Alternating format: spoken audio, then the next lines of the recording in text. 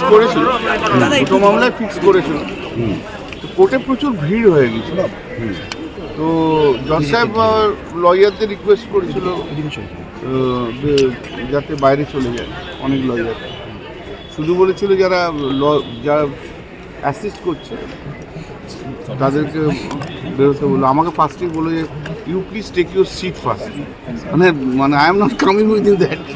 হ্যাঁ, তো জজ সাহেব যথেষ্ট চেষ্টা করেছিল, পরে একটু হইয়ে হচ্ছিল, তা সেই জন্য জজ সাহেব আজ শুনলেন না, বললেন না আমি এইভাবে মামলা শুনি না 14 তারিখে। কে কী করেছে না করেছে আমি তো জানি না, আমি বলতে পারবো না, আপনারা বলতে পারবেন না আপনারা করেছেন। এরপর চিফ জাস্টিস কী করবেন ইডির ব্যাপারে আমি কী করে বলবো? I don't have any comments. আপনার কাছেই আমি প্রথম শুনলাম যে ইডি চিঠি দিয়েছে, আমি শুনিনি, আমি বলতে পারবো না। আমি তো নিজেরই, আপনি দেখেছেন তো আমি নিজে রিকোয়েস্ট করেছি জজ সাহেব, সে আমি আর কি করবে, সে কী করবে, কত লয়ার ঢুকে গেছে। দেখো বিশৃঙ্খলা কি শৃঙ্খলা আমি এটা বলতে পারবো না, কারণটা হচ্ছে লয়াররাও interested to hear the matter.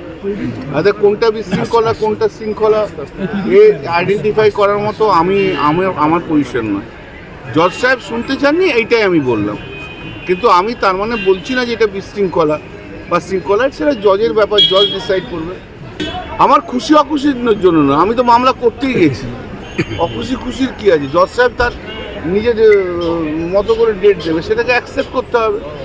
জজ সাহেব যে আজকে বললো 2:30টার সময় মামলা নেবে, সেই জজ সাহেব যা বলবেন তাই তো আমাদের গ্রহণ করতে হয় যে লয়ার। আমার খুশি অখুশির কোনো ব্যাপার থাকে?